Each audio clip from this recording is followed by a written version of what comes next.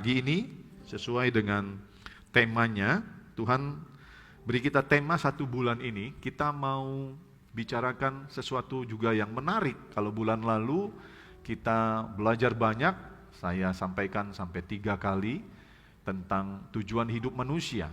Nah, tujuan hidup manusia itu jelas yang diajarkan. Tuhan mau kita selamat masuk surga. Itu tujuannya, saudara. Dan kita belajar banyak kemarin, selama di dunia ini kita harus lakukan apa supaya hidup kita berkenan.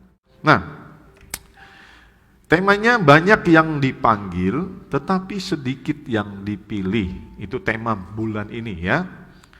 Nah, saudara yang dikasihi Tuhan, tujuannya kita dengar, sharing pagi ini dan sepanjang bulan ini adalah supaya kita mengerti, pertama ngerti, kedua sadar, artinya bertobat, bahwa kita benar-benar, ya katakan benar-benar, kurang kenceng saudara, supaya kita benar-benar gitu loh, ya supaya kita benar-benar harus menyiapkan diri agar kita masuk dalam kerajaan surga. Saudara jangan bilang, jangan pernah punya anggapan, nantilah waktunya masih lama, masih panjang. Saya mau bilang sama saudara, waktu Tuhan itu seperti pencuri kata Alkitab. Dia datang tiba-tiba, gak pernah kasih tahu. Waktu Tuhan datang melalui kedatangan kedua kali atau melalui kematian. Bisa tiba-tiba saja. Hari Minggu yang lalu, saya pas mau tidur jam 12:30 malam, udah mau tidur nih, tiba-tiba saya ambil HP, saya cuma mau buka Facebook, mau lihat sedikit aja, iseng. Begitu saya buka Facebook, tiba-tiba ada yang posting, teman saya Pak Agus, yang ngurusin Yayasan Marturia. Rest in peace, sahabat baikku. Saya lihat fotonya, saya kaget setengah mati. Ternyata foto itu teman baik saya, suka ngopi. Hamba Tuhan yang saudara pernah kenal, karena bulan lalu, dia khotbah di sini di kebaktian tengah minggu. Pendeta Susilo, saudara. Umurnya baru 46. Meninggal jam 12:30, itu saya pas lihat itu baru 23 menit di posting. Berarti jam 12 malam, saudara.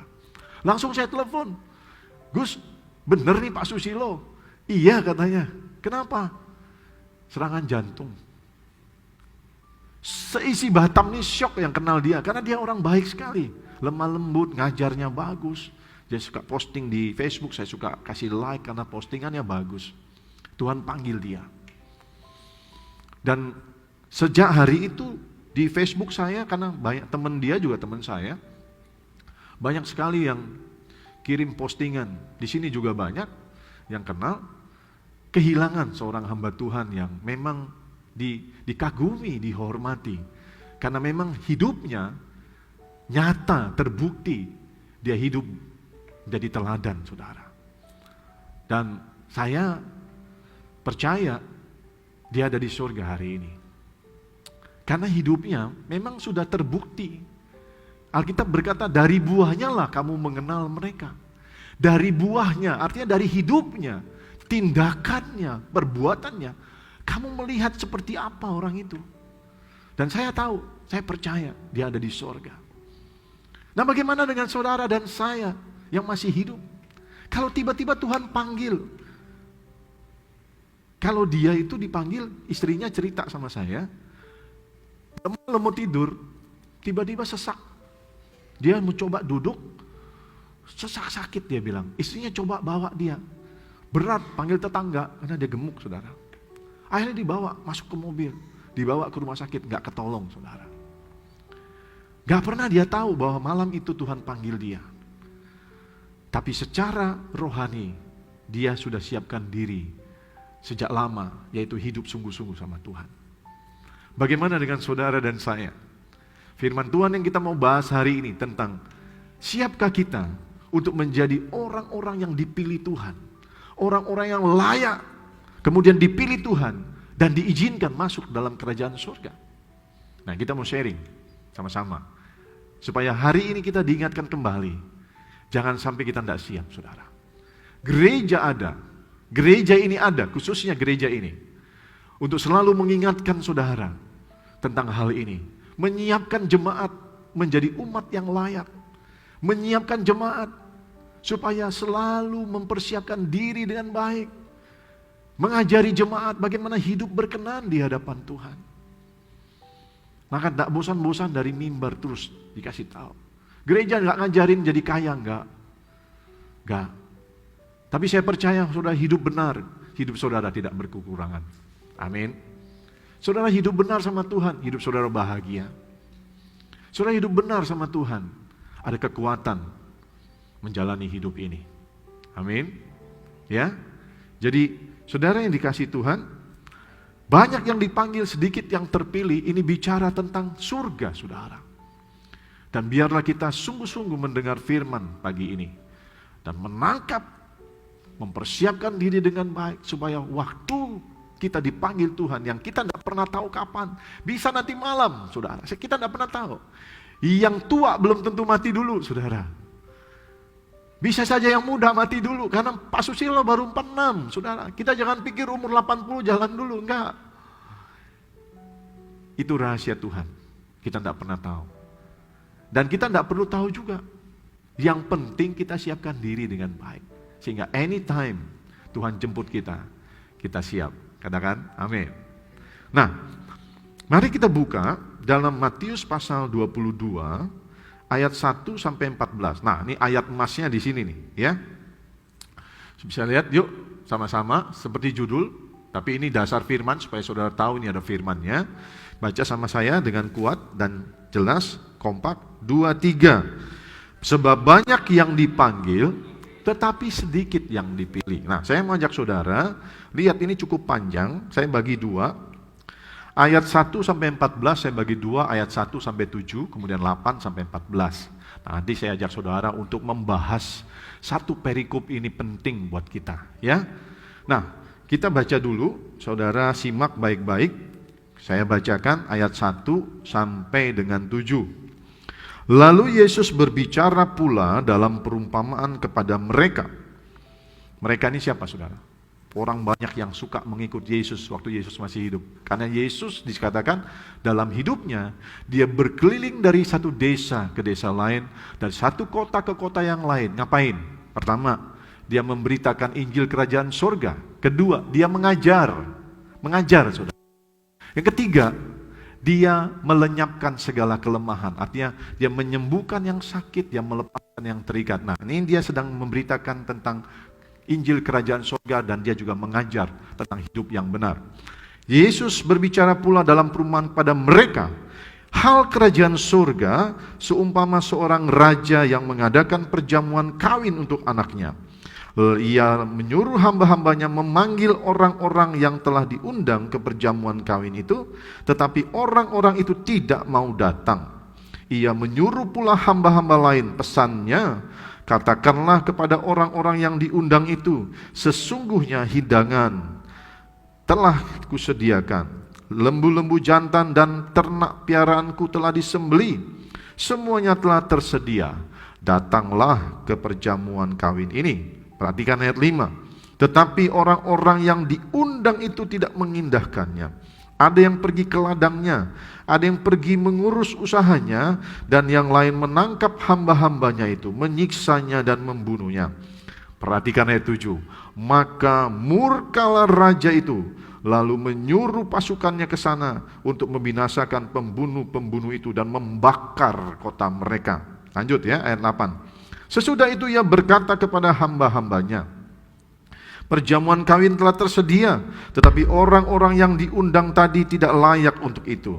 Sebab itu pergilah ke persimpangan-persimpangan jalan dan undanglah setiap orang yang kamu jumpai di sana ke perjamuan kawin itu. Maka pergilah hamba-hamba itu dan mereka mengumpulkan semua orang yang dijumpainya di jalan-jalan, orang-orang jahat dan orang-orang baik, sehingga penuhlah ruangan perjamuan kawin itu dengan tamu. Ketika raja itu masuk untuk bertemu dengan tamu-tamu itu, raja melihat seorang yang tidak berpakaian pesta. Ia berkata kepadanya, "Hai saudara, bagaimana engkau masuk kemari dengan tidak mengenakan pakaian pesta?" Tetapi orang itu diam saja. Lalu kata raja kepada hamba-hambanya, "Ikat Angkatlah kaki dan tangannya dan campakkanlah orang itu ke dalam kegelapan yang paling gelap. Di sanalah akan terdapat ratap dan kertak gigi, sebab banyak yang dipanggil tetapi sedikit yang dipilih. Nah, ini perikopnya panjang. Saya hari ini mau ajak saudara bahas perikop ini sedetail-detailnya. Dan saya berdoa saudara diberkati dengan firman hari ini. Yuk kita belajar ayat pertama sampai ayat ke-7. Ada 4 poin yang kita bisa pelajari dari perikop ini. Poin pertama, ayat 1 sampai 7, saudara. Saya mau ajak saudara belajar. Yesus sedang memberikan perumpamaan tentang seorang raja yang mengadakan perjamuan kawin untuk anaknya. Raja, ini perumpamaan, cerita. Dikatakan bahwa raja sedang mengadakan perjamuan kawin untuk anaknya, lalu dia suruh hamba-hambanya memanggil orang-orang yang sudah diundang. Karena dikatakan orang-orang yang sudah diundang, orang-orang yang memiliki undangan, saudara. Berarti waktu pesta kawin itu ada seleksi pertama. Hanya orang-orang yang diundang, yang dipanggil datang. Untuk memanggil orang-orang yang diundang hadir dalam perjamuan kawin tersebut. Ya, ayat 3, ia menyuruh hamba-hambanya memanggil orang-orang yang telah diundang. Yang diundang gak dipanggil. Berarti waktu itu raja sudah bikin daftar undangan. Oh, si ini, si ini, si ini. Dan orang yang mendapatkan undangan itu adalah orang-orang, sebenarnya orang-orang yang terhormat mendapatkan undangan raja. Betul nggak? Raja loh yang undang. Waktu raja sudah bikin pesta, siapkan semuanya, dia bilang, panggil orang-orang yang diundang itu, datang. Tetapi apa yang terjadi, saudara? Orang-orang yang diundang tersebut tidak mau datang dengan berbagai alasan. Di situ dikatakan, tetapi orang-orang itu tidak mau datang. Ya, orang-orang yang diundang ini tidak mau datang. Lalu raja kembali menyuruh hamba-hambanya dengan pesan, bilang sama mereka yang sudah diundang itu, aku udah siapin loh, ruangan bagus, makanan, sudah kupotong lembu, sapi, kambing, bikin makanan yang bagus, udah disiapin, ayo datang. Aku tunggu, kasih tahu sama mereka. Itu pesan raja kepada hamba untuk disampaikan kepada orang-orang yang diundang. Tetapi Alkitab kemudian mengatakan bahwa ayat 5, tetapi orang-orang yang diundang itu tidak mengindahkan, artinya dicuekin. Ada yang pergi ke ladang, ada yang pergi mengurus usahanya, dan yang lain bahkan lebih ekstrim lagi, mereka menangkapi hamba-hamba itu, dipukulin, disiksa, lalu dibunuh. Nah, saudara yang dikasihi Tuhan, orang-orang ini diundang gak mau datang dengan berbagai alasan, malah utusan raja dibunuh.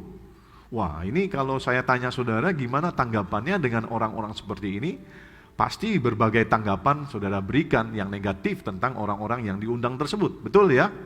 Dan tanggapan yang paling ekstrim mungkin saudara pasti bilang begini, Pak, bener-bener kurang ajar tuh orang ya, udah diundang gak mau datang, gak menghormati, bahkan membunuh, betul-betul kurang ajar. Nah, saya setuju dengan saudara dengan tanggapan negatif atas orang-orang yang seperti itu.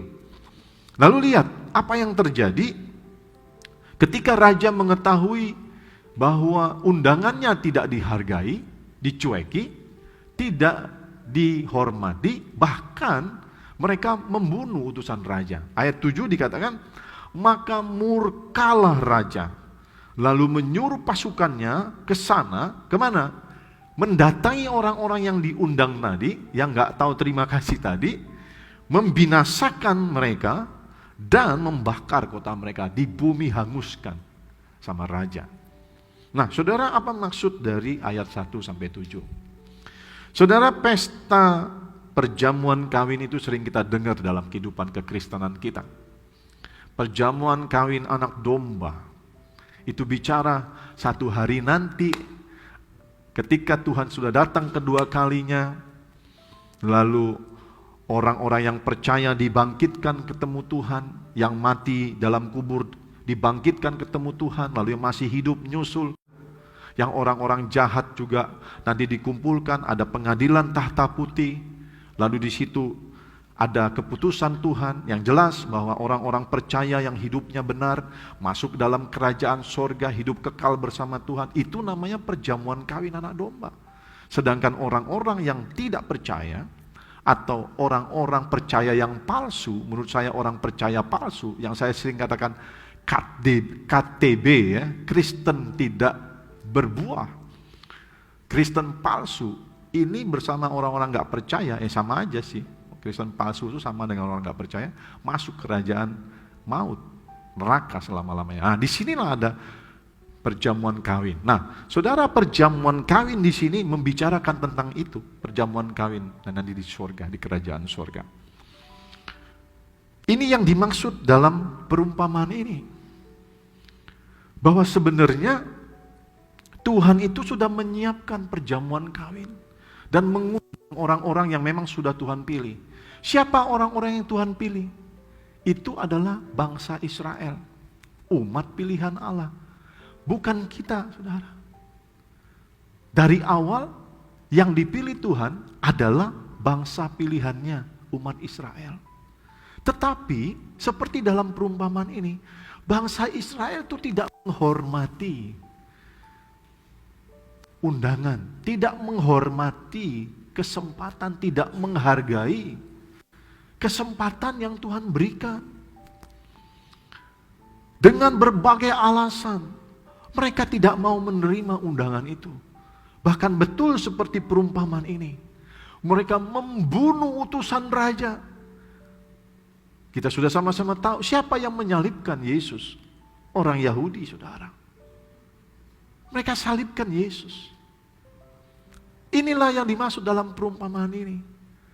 Bahwa orang-orang yang diundang itu begitu tidak tahu terima kasih, tidak menghargai undangan, kesempatan, kasih karunia yang Tuhan berikan kepada mereka.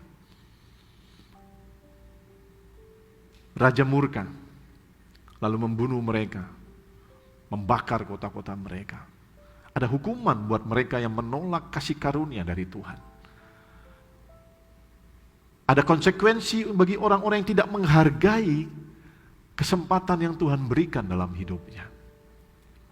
Tetapi puji Tuhan, Alkitab berkata besar kasih setia Tuhan, besar anugerah Tuhan, dan rancangan Tuhan untuk keselamatan itu tidak pernah gagal.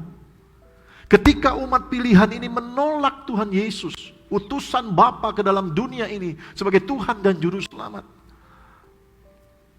maka kasih karunia itu akhirnya juga diberikan kepada kita, umat lain selain umat pilihan Allah bangsa Israel. Diberikan kepada kita karena bangsa pilihan menolak, maka kita menerima juga kasih karunia itu.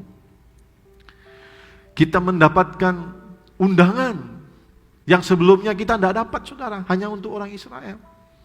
Kita mendapatkan undangan seperti yang Tuhan tuliskan di dalam ayat yang ke-8 sampai 14. Ketika orang-orang yang diundang itu tidak menghargai, maka raja berkata kepada hamba-hambanya, perjamuan kawin telah tersedia, ayat 8. Tapi orang-orang yang diundang tidak layak, artinya memang mereka tidak layak lah, mereka tidak mau. Mereka tidak sopan, mereka tidak tahu terima kasih, mereka tidak layak untuk itu. Ayat 9, sebab itu pergilah ke persimpangan-persimpangan jalan dan undanglah setiap orang yang kamu jumpai kamu jumpai di sana ke perjamuan kawin itu. Raja suruh hamba-hambanya, ya udah kalau gitu, ini pesta udah siap, kamu pergi, ajak semua orang datang, kasih undangan, suruh mereka datang ke perjamuan kawin ini. Itu sebabnya kasih karunia, anugerah, kesempatan diberikan kepada bangsa-bangsa lain selain bangsa Israel. Dan kita disebut dengan Israel rohani yang mendapatkan kesempatan itu. Kita disebut dengan Gentile yang artinya orang-orang bukan Yahudi yang dulu dianggap kafir, saudara. Tapi karena kasih karunia Tuhan, karena yang diberikan tidak tahu terima kasih, maka karunia, anugerah diberikan kepada kita. Ayat 10, maka pergilah hamba-hamba itu dan mereka mengumpulkan semua orang yang dijumpainya di jalan-jalan. Perhatikan, orang-orang jahat dan orang-orang baik. Siapa yang dimaksud dengan orang-orang jahat, orang-orang baik? Kita semua, saudara. Dipanggil Tuhan. Alkitab berkata, bahkan Dia mengasihi kita waktu kita masih berdosa. Tiket undangan diberikan untuk menerima keselamatan yang dari Tuhan. Untuk masuk ke dalam perjamuan kawin itu. Perjamuan kawin anak domba. Seperti dalam perumpamaan ini, perjamuan kawin anak raja. Semua orang yang jahat dan yang baik dipanggil untuk datang. Dan semuanya tentu senang. Diundang raja, ada pesta. Ada makanan, ada sukacita, ada kebahagiaan. Semua pingin. Ini bicara surga, saudara. Perjamuan kawin yang penuh dengan sukacita, makanan, berkat, saudara. Ya, kebahagiaan, itu bicara surga, saudara. Semua mau. Orang jahat juga mau masuk surga. Kalau tanya sama mafia, di Italia situ kan banyak mafia. Mau masuk surga? Mau. Dia tahu nih, atas nama Bapa. Habis tembak orang, mati. Katolik kan? Orang jahat mau masuk surga. Apalagi mau orang baik mau masuk surga. Betul? Sama cerita di sini. Pergi ke jalan-jalan, panggil semua orang jahat dan yang baik. Suruh datang ke pesta. Semua mau ke pesta. Artinya semua mau masuk surga. Tetapi, lihat ayat 11. Sehingga penuhlah ruangan itu dengan tamu. Karena semua mau. Siapa tamu itu? Orang baik dan orang jahat. Tetapi lihat ayat 11. Ayat 11 berkata, ketika raja itu masuk untuk bertemu dengan tamu-tamu itu di ruangan pesta, ia melihat seorang yang tidak berpakaian pesta. Ia berkata kepada orang itu, hai saudara, bagaimana engkau masuk kemari dengan tidak mengenakan pakaian pesta? Tetapi orang itu diam saja. Saya coba jelasin. Waktu raja masuk ke ruangan pesta, dia lihat ada seorang yang ikut pesta, pakaian lusuh, kotor, jelek, awut-awutan, dia nggak mandi, bau, saudara. Raja datang, panggil, kenapa kamu nggak berpakaian pesta? Kenapa kamu datang ke tempat ini tanpa mempersiapkan diri? Perumpamaan dalam firman yang berkata, orang itu diam.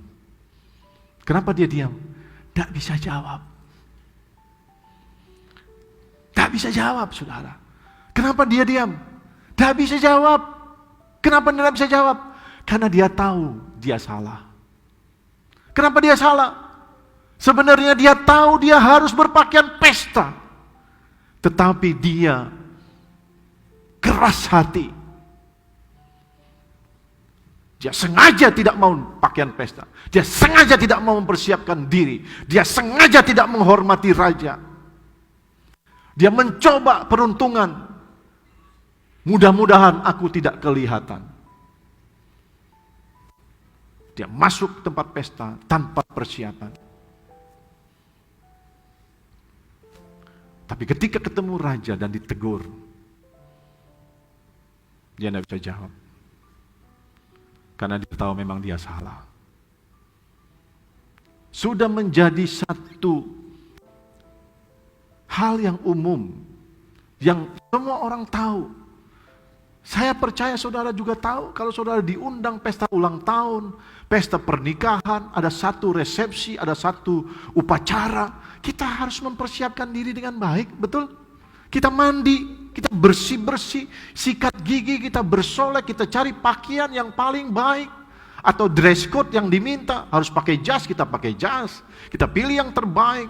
Harus pakai batik, kita pakai batik. Kita tidak bisa ke pesta dengan sikap, ya cuek aja lah aku, celana pendek, pakai sandal jepit, rambut gak sisir, badan bau gak mandi. Gak mungkin, saudara. Kita udah tahu begitu. Kita pergi ke pesta, berarti kita memang bebal. Tahu bebal? Sudah tahu, tapi ngotot. Nah, ini orang Satu orang yang diberitakan dalam firman sebagai perumpamaan ini, ketika raja berkata, kenapa kamu masuk ke sini tanpa mengenakan pakaian pesta, orang itu diam saja. Jelas karena dia tahu dia salah. Lalu apa tindakan raja? Nah, kita berkata dalam ayat 13, lalu kata raja itu kepada hamba-hambanya, ikat kaki orang ini. Ikat kaki dan tangannya dan campakkanlah orang itu ke dalam kegelapan yang paling gelap. Ini bicara neraka, saudara. Ini bukan ruangan gelap. Ini perumpamaan yang merujuk kepada neraka. Ikat tangannya, kakinya dan campakkanlah orang itu ke dalam kegelapan yang paling gelap. Di sanalah akan terdapat ratap dan kertak gigi. Baru ayat 14. Diberikan satu statement firman Tuhan buat saudara dan saya. Yang kita mau belajar banyak hari ini. Sebab banyak yang dipanggil, tapi sedikit yang dipilih. Nah, poin pertama adalah itu bicara tentang bangsa Israel yang menolak anugerah, kesempatan, kasih karunia. Sehingga kesempatan kasih karunia anugerah itu diberikan kepada bangsa-bangsa lain, yaitu di ayat 8 sampai 10. Ayat 8 sampai 10 ya. Itu anugerah yang diberikan kepada kita, keselamatan. Karena bangsa Israel menolak, kita diberikan satu anugerah. Dicangkokkan sebagai Israel rohani. Poin kedua, saya tulis di sini, masih poin kedua, yaitu anugerah diberikan kepada kita. Nah, satu kali Yesus bicara kepada orang-orang Farisi dan ahli-ahli Taurat. Dalam Matius pasal 21 ayat 43. Tuhan tegur mereka. Tuhan bilang begini, sebab itu aku berkata kepadamu, bahwa kerajaan Allah akan diambil daripadamu. Yesus ngomong sama ahli Taurat dan orang Farisi itu orang Yahudi, saudara. Ya, kerajaan Allah akan diambil daripadamu dan akan diberikan kepada suatu bangsa yang menghasilkan buah kerajaan itu. Yesus sudah ingatkan sama orang Yahudi melalui penatua-penatuanya. Kalau kamu nggak bertobat, maka keselamatan yang buat kamu itu akan diambil dan dikasihkan kepada bangsa lain yang memang hidup menurut apa yang Tuhan mau. Ternyata mereka tidak berbuah. Bahkan Yesus sendiri disalibkan oleh mereka. Itu sebabnya kita beroleh kasih karunia, diundang Tuhan untuk masuk ke dalam perjamuan kawin. Tepuk tangan buat Tuhan. Nah, saudara perhatikan, Matius 21 ayat 43, kemudian beda satu ayat 44, itu saya lompat saja. Matius 21 ayat 45, beda satu ayat ya, ada 44 ada 45. Nah, makanya saya bilang, Yesus lagi ngomong sama siapa? Lagi ngomong sama imam-imam kepala dan orang Farisi. Firman Tuhan berkata, ketika imam-imam kepala dan orang-orang Farisi mendengar perumpamaan-perumpamaan Yesus, mereka mengerti bahwa merekalah yang dimaksudkan oleh Yesus. Yesus ngomong, sebenarnya Yesus sedang ngomong sama orang Farisi, ahli Taurat. Akhirnya mereka tahu, Yesus sedang ngomong sama mereka. Tapi sayangnya begini, setelah mereka tahu bahwa sebenarnya apa yang Yesus ngomong itu buat mereka, mereka bukannya bertobat, malah marah sama Yesus, malah mau bunuh Yesus, dan akhirnya memang Yesus dibunuh. Saudara, jangan jadi orang Farisi. Ketika firman disampaikan, saudara marah sama pengkhotbah. Farisi, saudara. Saya tidak menghakimi saudara. Tapi Tuhan mau waktu kita terima firman, dan itu memang benar buat kita, kita berpikir, introspeksi, betulkah aku harus bertobat? Aku harus berubah? Dan kalau memang harus berubah, ayo berubah, saudara. Amin. Bukan malah marah sama pendetanya, marah sama pengkhotbah, lalu marah sama Tuhan. Siapa kita? Nah, Tuhan mau kita dengar firman dengan sikap yang benar, rendah hati, koreksi aku Tuhan. Kalau aku salah, tegur aku. Karena kita tahu teguran Tuhan itu karena Tuhan mengasihi supaya kita bertobat. Dan nanti kita bisa masuk surga. Amin. Nah, saudara yang dikasihi Tuhan, mari lihat poin yang ketiga. Ya, poin pertama, anugerah itu ditolak, kesempatan ditolak. Lalu poin kedua, kesempatan diberikan kepada bangsa lain. Poin yang ketiga, ayat 11 sampai 14. Ya. Raja menghukum orang yang hadir dalam perjamuan kawin tetapi tidak mempersiapkan dirinya dengan baik, tidak menghormati undangan atau kesempatan yang diberikan. Nah, saya ulangin sekali lagi. Ini menjadi peringatan bagi saudara dan saya hari ini yang mendengar firman ini. Kita ini sudah diberikan kesempatan, anugerah. Dulu bukan buat kita. Dulu buat bangsa pilihan.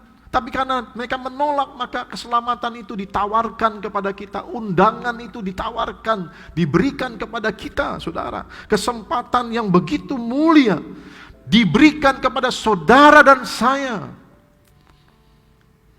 Orang-orang baik dan orang-orang jahat. Semuanya tidak pandang bulu, diberikan kesempatan yang sama untuk masuk ke dalam kerajaan surga, untuk hadir dalam perjamuan kawin itu. Karena itu saya mau katakan, hormati dan hargai anugerah keselamatan yang telah diberikan kepada kita melalui pengorbanan Yesus di kayu salib, yang barusan kita rayakan bulan lalu tanggal 15 Jumat Agung, pengorbanan Yesus di kayu salib. Hargai itu, hormati itu, pengorbanan Yesus di kayu salib untuk memberikan kita keselamatan. Kita sudah menerima keselamatan, tiket itu, undangan itu. Tapi kita terima dengan tanggung jawab, saudara. Alkitab berkata, peganglah apa yang ada padamu, jangan sampai ada orang lain yang mengambilnya, jangan sampai lepas apa yang sudah diberikan kepadamu. Terima dengan tanggung jawab. Terima dengan iman. Tapi iman bukan iman yang hanya ngomong aku percaya, tapi iman yang dibuktikan dengan buah kehidupan yang berkenan di hadapan Tuhan. Katakan amin, saudara. Saudara, gunakan kesempatan, anugerah keselamatan yang Tuhan berikan dengan sungguh-sungguh. Hormati itu, hargai, karena kita mendapatkannya. Kita tidak bayar apa-apa. Tapi kita mendapatkannya dengan korban penebusan Yesus yang dikatakan lebih dari emas dan permata. Dia mati buat kita. Jangan sia-siakan, saudara. Kita harus mempersiapkan diri kita dengan baik. Supaya waktu perjamuan itu pintunya dibuka. Kita disuruh masuk. Kita kedapatan berpakaian pesta. Katakan pakaian pesta. Artinya apa? Pakaian itu bicara tentang kehidupan. Pakaian bicara tentang perbuatan. Pakaian bicara tentang buah-buah. Pertobatan, buah-buah roh. Buah pelayanan. Itu yang nanti kita bawa karena semuanya memiliki nilai kekekalan, saudara. Itu nanti yang dilihat dalam kitab kehidupan. Itu yang menjadi satu hal yang menyenangkan hati Tuhan. Itu yang membuat kita ini layak di hadapan Tuhan. Ketika hidup kita ini, kita persiapkan dengan baik. Kita kedapatan berpakaian pesta di hadapan Tuhan. Tuhan lihat kita seperti seorang raja ketemu tamu yang berpakaian indah, yang memang dipersiapkan betul-betul. Raja berkenan, raja tersenyum menyambut tamu tersebut dengan ungkapan, engkau hambaku yang baik dan setia. Masuklah dalam kebahagiaan bersamaku selamanya. Kita harus mempersiapkan diri dengan baik. Saya selalu mendorong saudara dari mimbar.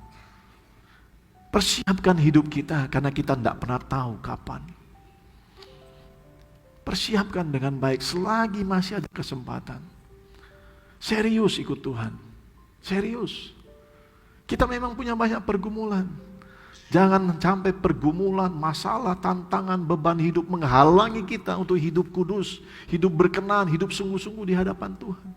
Jangan sampai godaan dunia ini menjauhkan kita dari Tuhan. Amin. Apapun yang terjadi, kita punya komitmen. Aku mau fokus sama Tuhan.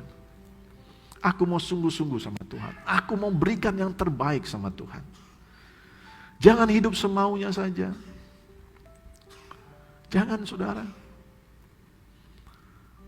Orang kaya, orang baik, orang jahat, semuanya pingin masuk surga. Semua orang pingin masuk surga. Tapi tidak semua orang mau mempersiapkan diri dengan baik. Semua orang mau masuk surga, tapi tidak semua orang mau bayar harga. Dan cukup menyedihkan kalau saya melihat jemaat. Diajak doa nggak mau. Diajak melayani nggak mau, diajak sungguh-sungguh nggak mau. Bagi saya, itu tanggung jawab saya sama Tuhan. Bahwa saya bertanggung jawab untuk saudara. Saya harus tanggung jawab, makanya tidak henti-hentinya saya terus mengingatkan, mendorong saudara, mensemangati saudara. Ayo sungguh-sungguh ikut Tuhan, ayo banyak doa, baca firman, layani Tuhan, berikan yang terbaik. Tetapi respon sampai hari ini, tidak semua seperti yang saya harapkan. Maaf saya harus ngomong, pada akhirnya nanti, yang menerima hadiah atau hukuman, saudara sendiri. Saudara harus berpikir, konsekuensi masuk neraka itu, tidak ada penyesalan di sana. Tidak bisa diulang. Ampun Tuhan, aku janji mau berubah. Sudah tidak ada lagi kesempatan. Selagi kita hidup ini, itulah kesempatan kita mempersiapkan diri dengan baik. Katakan amin, saudara. Jangan hidup semaunya. Jangan hidup asal-asalan. Jangan hidup suka-sukanya aja. Tapi persiapkanlah dirimu mulai ini. Kehidupan yang betul-betul menyenangkan hati Tuhan. Kehidupan yang memuliakan Tuhan. Intim, kudus, taat sama Tuhan. Hidup berkenan sama Tuhan. Amin. Sehingga waktu Tuhan panggil, saudara masuk surga. Satu kali saya baca status dari seorang pendeta atau sahabat saya. Dia katakan begini, kurang lebih lah ya. Mengingatkan jemaat, dia bilang begini. Jemaat, jangan bikin kami hamba-hamba Tuhan ini jadi orang yang suka berdusta, dia bilang. Lucu juga loh, postingannya di Facebook. Jangan bikin kami hamba-hamba Tuhan ini jadi orang yang suka bohong, katanya. Dengan cara bagaimana? Ketika kami khotbah di ibadah penghiburan tentang seorang Kristen yang mati, yang meninggal. Kami katakan dia sedang ada di rumah Bapa di surga hari ini. Tetapi kita tahu hidupnya tidak betul-betul mengasihi Tuhan. Dia hidup nggak sungguh-sungguh ikut Tuhan. Tapi kami harus menghibur keluarganya bahwa dia ada di surga. Dan nanti bisa ketemu di surga. Kami jadi pembohong, dia bilang. Karena kami tahu bagaimana hidupnya. Tapi kami tidak bisa khotbah lain selain menghibur bahwa dia ada di surga. Saya pikir ada benarnya pendeta ini. Iya kan? Ada benarnya. Loh, kita tahu nggak sungguh-sungguh ikut Tuhan. Ke gereja aja malas. Ibadah aja malas yang seminggu sekali, apalagi yang tiap hari. Ikut Tuhan nggak sungguh-sungguh. Pilih-pilih firman. Oh ini mau. Oh ini nggak enak. Dia nggak mengasihi Tuhan, dia mengasihi dirinya sendiri. Dia nggak berikan yang terbaik buat Tuhan. Bagaimana dia mau masuk surga? Tapi dia harus khotbah bahwa orang ini masuk surga. Kan jadi pembohong dia. Nah saya nggak mau jemaat di sini membuat saya jadi pembohong juga. Kalau ada yang meninggal saya harus katakan, ini orang masuk surga. Padahal hidupnya tidak benar, tidak sungguh-sungguh. Jangan buat saya jadi pendusta. Amin. Hiduplah sungguh-sungguh di hadapan Tuhan. Sehingga ketika saudara dipanggil Tuhan atau siapapun dipanggil Tuhan, Saya dengan bangga berkata, saya kenal orang ini. Ini jemaat saya yang sungguh-sungguh. Ini yang orang yang betul-betul mengasihi Tuhan. Tidak hanya ngomong dia mengasihi Tuhan, tapi dia betul-betul mengasihi Tuhan. Sepakat? Sepakat, saudara? Ya? Yang ketiga tadi, kenakanlah pakaian pesta. Poin yang keempat, perhatikan ayat 14. Sebab banyak yang dipanggil, tetapi sedikit yang dipilih. Semua diberikan kesempatan, sama Tuhan tidak pilih-pilih. Setelah bangsa pilihan itu menolak, maka keselamatan itu, undangan itu diberikan kepada semua bangsa. Kepada semua golongan. Tuhan tidak pilih hitam putih, kaya miskin, laki perempuan, ningrat atau orang biasa. Tidak, semua diberikan. Semua dipanggil, semua diundang. Tetapi jelas Alkitab berkata, semua dipanggil, banyak yang dipanggil, tetapi sedikit yang dipilih.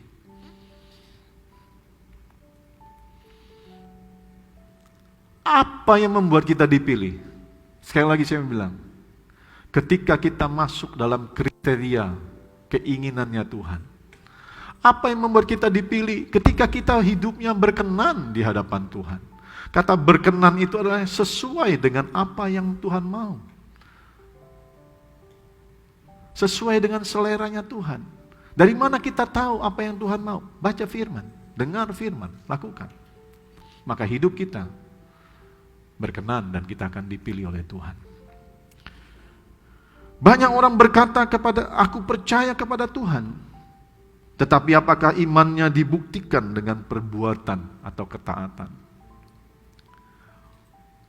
Saudara, ke penjara banyak orang Kristen. Di penjara itu beberapa kali diadakan ibadah, saudara. Saya pernah bikin camp pria sejati, saudara. Di penjara, di lapas ke Barelang itu. Banyak orang Kristen. Saya tidak sedang menghakimi atau merendahkan, menjelekkan mereka. Tapi hanya contoh buat kita. Banyak orang berkata, aku percaya kepada Tuhan. Pertanyaannya, apakah imannya itu, percayanya itu dibuktikan dengan perbuatan atau ketaatan? Karena firman Tuhan dalam Ibrani berkata, iman tanpa perbuatan sia-sia. Iman tanpa perbuatan nol, tidak ada gunanya. Sebab tanpa iman, tidak seorang pun berkenan kepada Allah. Sebab barang siapa berkata, aku percaya kepada Allah. Barang siapa yang berpaling kepada Allah, ia harus percaya bahwa Allah memberi upah kepada orang yang bersungguh hati kepadanya. Kalau kita berkata, aku beriman, maka kita buktikan iman kita dengan tindakan. Hidup kita sungguh-sungguh sama Tuhan. Itulah pakaian pesta yang Tuhan mau. Itu yang membuat kita dipilih sama Tuhan. Iman yang dibuktikan dengan perbuatan atau ketaatan. Banyak orang berkata, aku mengasihi Tuhan. Tetapi apakah kehidupannya sudah menyenangkan hati Tuhan? Maaf, saya harus ngomong. Ada banyak sekali orang Kristen berkata, aku mengasihi Tuhan. Tapi kalau dilihat betul-betul, dia tidak cinta Tuhan kok. Ke gereja. Maaf, saya sedang tidak menyindir saudara. Saya cuma mengingatkan supaya saudara sadar. Ke gereja. Cinta Tuhan belum tentu. Kenapa? Dia pilih-pilih firman Tuhan. Dia cuma cinta sama dirinya sendiri. Oh, ini firman aku bisa lakukan. Ini aku suka nih. Ini mudah nih, gampang dilakukan. Tapi yang ini, nanti dulu. Dia nggak cinta Tuhan. Karena firman Tuhan berkata dalam Yohanes 14 ayat 15, 21 dan 23. 3 kali dalam satu perikop Tuhan mengulang 3 kali. Tuhan berkata, barang siapa mengasihi aku, ia akan melakukan semua perintahku. Garis bawahi, semua perintahku, bukan sebagian. Barang siapa mengasihi aku, ia akan melakukan apa yang aku perintahkan kepadanya. Barang siapa mengasihi aku, kata Tuhan. Intinya apa? 3 kali Tuhan mengingatkan dalam satu perikop. Kalau kita mengasihi Tuhan, kita akan lakukan apa yang Tuhan suruh. Bukan pilih-pilih. Kalau kita pilih-pilih, itu kita mengasihi diri sendiri. Jangan tersinggung ya. Bertobat kalau memang itu saudara. Belajar. Mengasihi Tuhan dengan ketaatan penuh, saudara. Ketika saudara tahu, lakukan. Pak, susah Pak.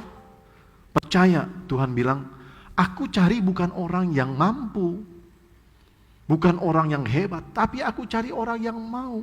Dan aku berikan dia kekuatan, kemampuan. Jadi sebenarnya kita itu nggak perlu khawatir, kita bisa lakukan atau enggak. Hanya kita mau atau tidak, saudara. Karena Roh Kudus diberikan bagi kita untuk menolong, memampukan kita, mengajari kita, menuntun kita untuk taat sama Tuhan, untuk melakukan firman-Nya. Ketika kita tahu ada satu firman, contohnya kita harus mengampuni, dan itu berat. Lalu kita bilang, Tuhan, aku berat sekali untuk mengampuni dia. Aku susah sekali mengampuni dia. Terlalu sakit hatiku. Tapi aku mau taat sama Tuhan. Tuhan kasih aku kekuatan. Tuhan urapi aku supaya aku bisa mengampuninya. Mungkin pertama kita nggak bisa langsung ngomong sama orangnya, terlalu sakit. Tapi Tuhan mungkin ajar kita untuk mulai berdoa. Karena firman dalam Roma pasal 12, di mana perikop berjudul hidup di dalam kasih. Tuhan mengajarkan, berkati orang yang menyakitin kamu, doakan, ampuni dia, berbuat baiklah kepada dia. Mungkin kita mulai dengan mendoakannya. Tuhan, aku belum bisa ngomong sama dia. Aku belum bisa ketemu sama dia. Tapi aku mau lakukan firman-Mu. Kita mungkin diajari untuk mulai mendoakan. Setelah berapa waktu, mungkin Tuhan akan ajar kita untuk mulai hubungi dia. Cuman bilang, aku mengampuni kamu. Dan maafkan aku kalau aku salah. Nanti setelah berapa lama, kita mulai bisa ketemu, duduk sama-sama, saudara. Saya belajar itu, saudara. 5-6 tahun lalu saya begitu disakiti oleh teman baik saya sendiri. Sakit. Saya punya banyak alasan untuk kecewa. Banyak alasan untuk marah. Saya punya banyak alasan untuk balas. Tapi saya belajar firman Tuhan. Karena firman Tuhan bukan untuk dipertentangkan dengan Tuhan. Firman Tuhan itu adalah untuk didengar dan dilakukan dengan ketaatan penuh. Istri saya sampai nangis di mobil, kecewa sekali. Tapi kami ngerti firman Tuhan. Kami berdoa, Tuhan kasih kami kekuatan. Kasih kami kemampuan untuk mengampuni, untuk mengasihi, untuk berteman kembali dengan orang yang menyakiti kami. Saya kalau dengan kekuatan saya dan istri nggak mampu. Tapi karena saya mau taat, Tuhan urapi, Tuhan kasih sukacita deh. Hari ini saya berteman baik kembali, biasa aja.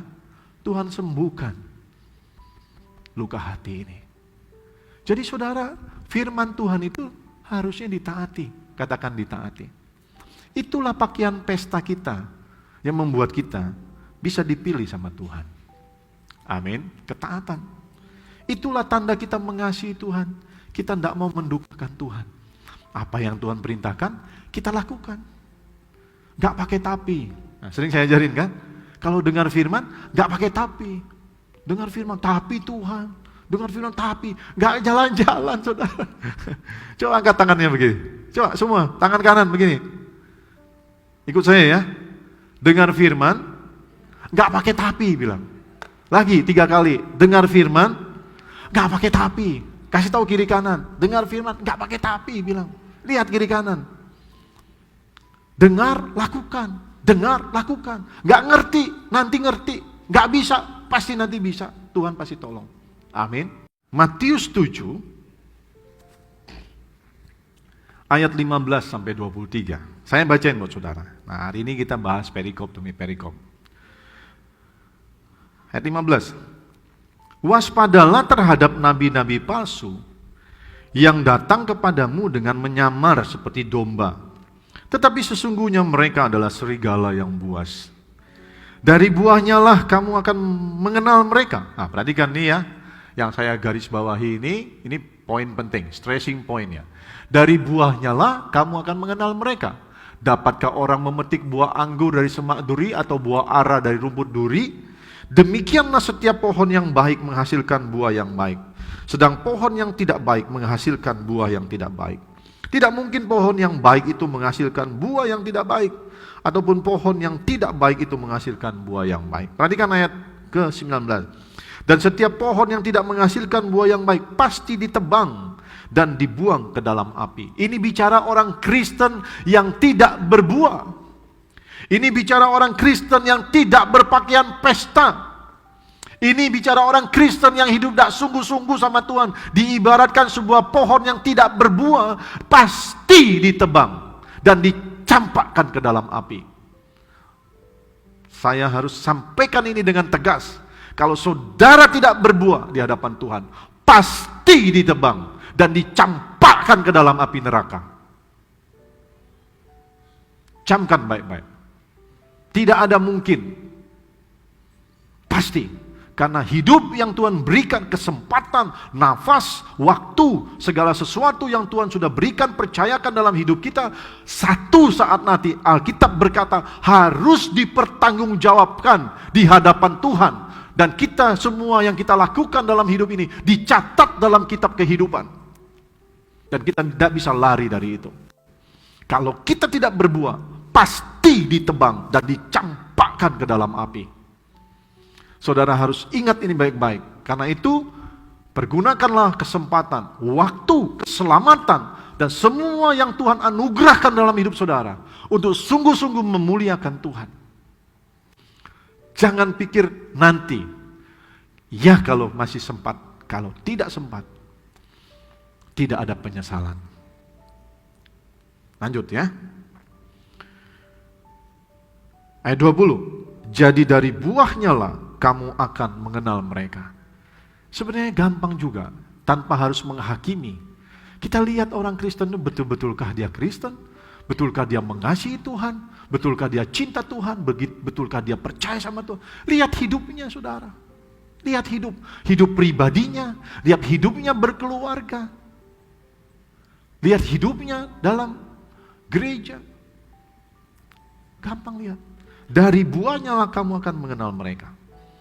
Nah, sekarang lihat, ini penting, ayat 21. Pak Niko selalu berulang-ulang, gembala senior kita, selalu berulang-ulang menyampaikan Matius pasal 7 ayat 21 ini. Firman Tuhan bilang begini, bukan setiap orang yang berseru-seru kepadaku Tuhan, Tuhan, akan masuk ke dalam kerajaan surga, melainkan dia yang melakukan kehendak Bapakku yang di surga. Bukan setiap orang panggil Tuhan, Tuhan masuk dalam kerajaan surga. Melainkan mereka yang melakukan kehendak Bapakku yang di surga. Ini bicara ketaatan saudara. Bukan ketaatan biasa, ketaatan penuh. Pada hari terakhir, banyak orang akan berseru kepadaku, Tuhan, Tuhan, bukankah kami bernubuat demi namamu dan mengusir setan demi namamu dan mengadakan banyak mukjizat demi namamu? Pada waktu itulah aku akan berterus terang kepada mereka dan berkata, aku tidak mengenal kamu. Enyahlah daripadaku, kamu sekalian pembuat kejahatan. Saudara, ketidaksungguhan dalam mengikut Tuhan, itu kejahatan di mata Tuhan. Jadi jangan saudara pikir kejahatan itu hanya membunuh, mencuri, berzina. Bukan. Bukan hanya itu saudara. Ketika kita tidak menghargai Tuhan dalam hidup kita, yang kita tahu dia ada dalam hati kita, dalam setiap langkah. Ketika kita tidak menghargai dia, itu dosa di hadapan Tuhan. Ketika kita tidak menghargai keselamatan yang Tuhan berikan, ketika kita tidak mempertanggungjawabkan semua potensi berkat yang Tuhan berikan kepada kita, kita makan sendiri, kita nggak peduli dengan Tuhan, itu kejahatan di hadapan Tuhan. Karena kita orang-orang yang tidak bertanggung jawab. Kesehatan yang Tuhan berikan, waktu yang Tuhan berikan, kepintaran yang Tuhan berikan, kekayaan yang Tuhan berikan, kita nggak peduli sama Tuhan. Kita itu jahat di hadapan Tuhan.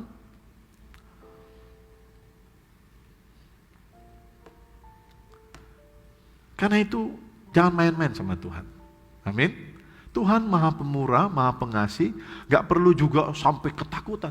Takut akan Tuhan itu bukan takut gemetar seperti lihat setan, bukan saudara. Takut akan Tuhan itu bukan takut seperti lihat harimau, bukan. Tapi takut akan Tuhan itu menghargai Tuhan, menghormati hadiratnya, menghormati firman-Nya, mempertanggungjawabkan hidup yang Tuhan sudah berikan. Menghormati, menggunakan waktu yang ada. Saudara sadarkah, saudara sehat, sementara banyak orang berjuang di rumah sakit, setengah mati saudara. Dan mereka berjanji kalau mereka sehat, mereka mau melayani Tuhan. Tapi saudara yang sehat mengundur-undur waktu untuk melayani Tuhan.